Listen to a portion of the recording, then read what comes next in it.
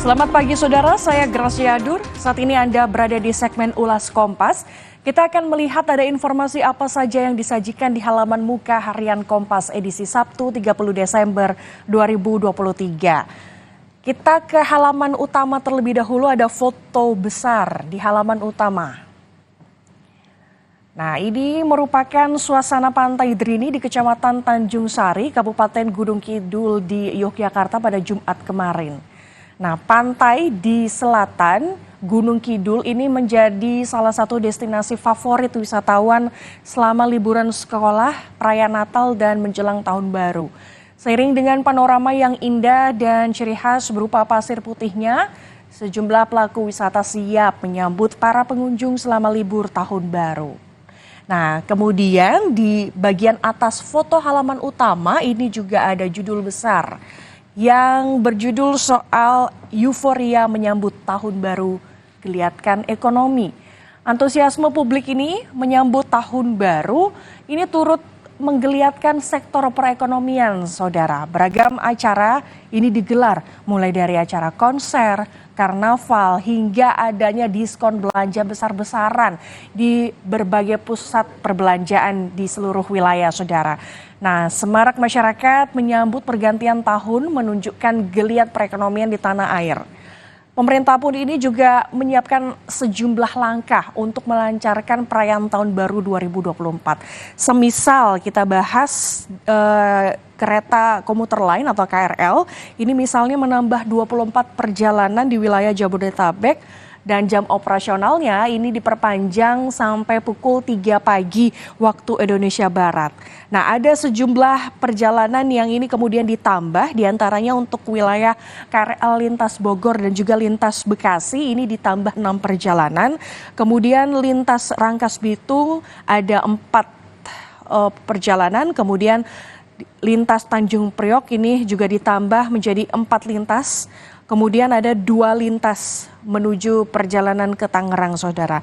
Nah, biasanya kalau menjelang pergantian tahun ini, saudara, Pemprov DKI Jakarta ini mengadakan Car Free Night di sepanjang wilayah Jalan Sudirman dan juga MH Tamrin. Maka ini Pemprov DKI Jakarta memberikan sebuah layanan yaitu bus Rapid Transit atau BRT yang dibuka selama 24 jam.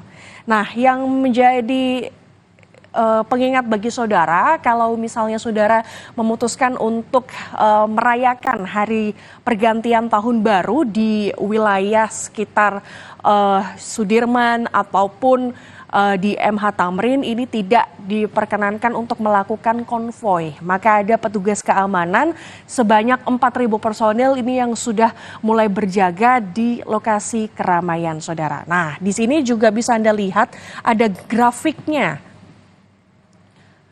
Grafiknya ini adalah soal bagaimana kenaikan jumlah penumpang dan okupansi hotel, di mana ini dilihat selama H-6 hingga H+2 Natal 2023. Dan infografik ini dibandingkan dengan periode yang sama yaitu pada tahun 2023, saudara. Kalau kita lihat di infografik ini memang kenaikannya sangat signifikan. Untuk angkutan udara saja ini ada kenaikan 42,64%.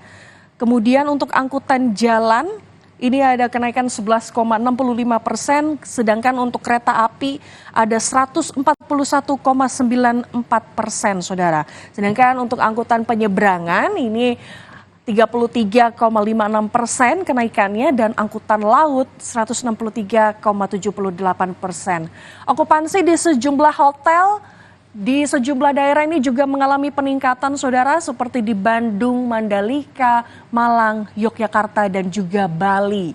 Yang paling banyak tertinggi ini adalah Bandung, ini meningkatnya hingga 100%, kemudian diikuti oleh Mandalika 80%, Malang 80%, Yogyakarta 98%, dan Bali 85%. Nah, ini adalah menjadi wilayah-wilayah yang memang selalu dikunjungi oleh masyarakat ketika liburan Tahun Baru 2024, saudara.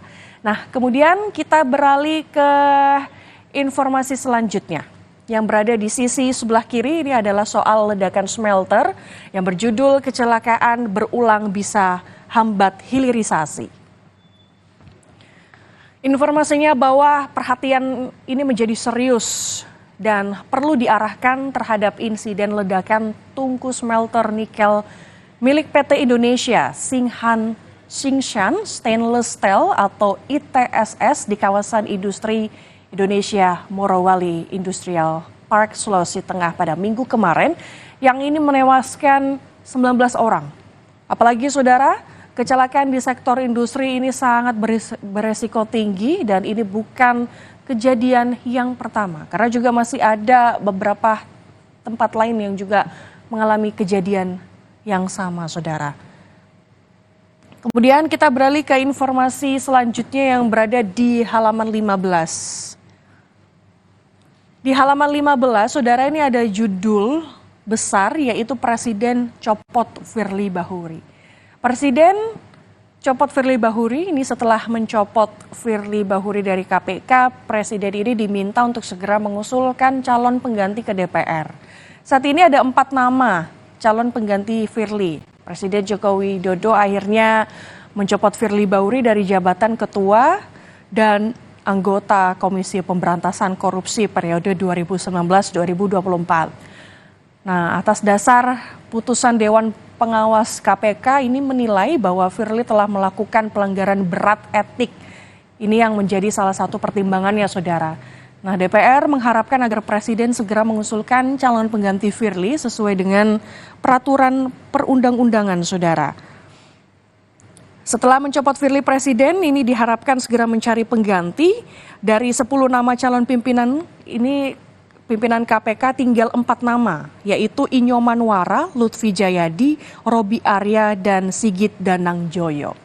Nah, informasi selengkapnya bisa Anda simak di Harian Kompas edisi hari ini, Sabtu 30 Desember 2023.